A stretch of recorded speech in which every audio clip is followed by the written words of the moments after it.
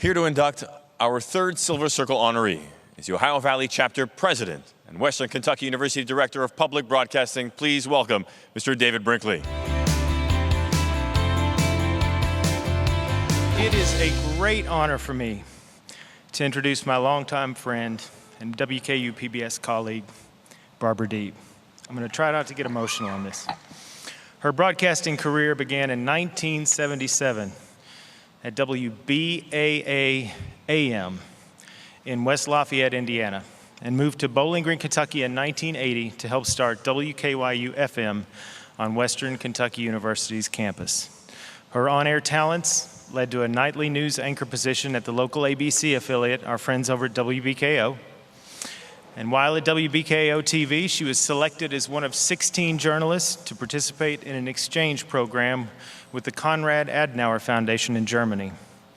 While there, she also contributed to the ABC affiliate in Frankfurt, Germany. She's also trained international journalists from Indonesia, Cambodia, Vietnam, Egypt, and Jordan. But Barb's skills go far beyond the station. She's an adjunct faculty member in the WKU School of Journalism and Broadcasting, mentoring budding radio and television talent and providing essential training and feedback, which is so important in today's ever-changing media landscape. Her undergraduate teaching efforts were recently recognized with the WKU Potter College of Arts and Letters Adjunct Teaching Award. Barb is dedicated to her community, serving in a variety of roles throughout her career. She is a much sought-after Master of Ceremonies and hosts most of the major events in our region of Kentucky. She's been honored by community organizations like the Bowling Green Human Rights Commission, the NAACP of Bowling Green Warren County, and has been honored multiple times right here by the Ohio Valley Chapter with Emmy nominations and awards.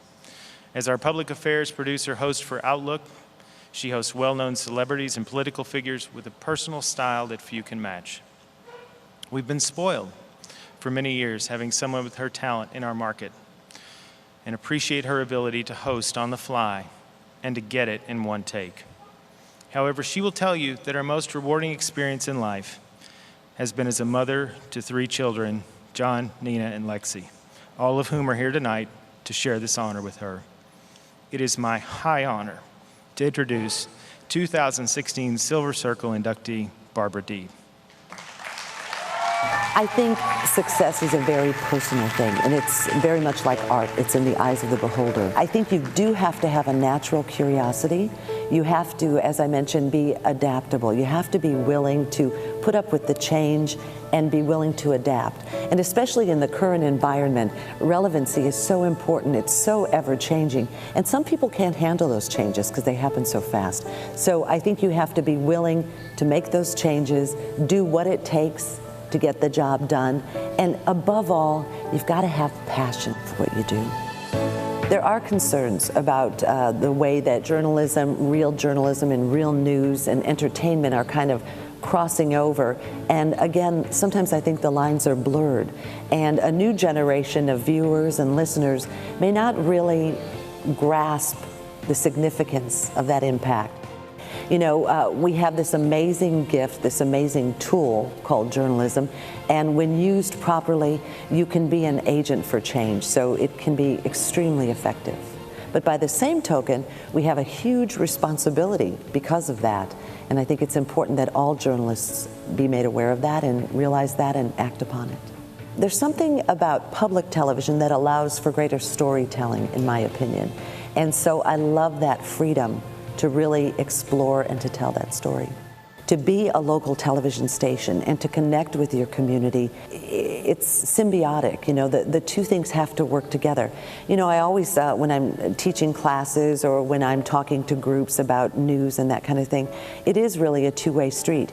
Just as much as we need news to fill the airwaves, we also have people out there who want their news covered. So there's that shared responsibility and that connection between local television and the community that's so important. What would I have done differently? Absolutely nothing.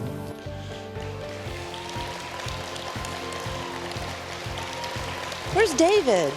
I wanted to give you a great big hug, David Brinkley, and say thank you so much. And congratulations on being named president of Natus. Help me clap for David. That's awesome. Wow. First of all, thank you so much for this honor. To the Academy, thank you so much. To my fellow inductees, I'm honored to be in the same class. You know, I was thinking, when you find out you're going to get one of these awards, it's a wow, because you come to the Emmys and you know you're getting an award. You don't have to sit out in the audience and wonder.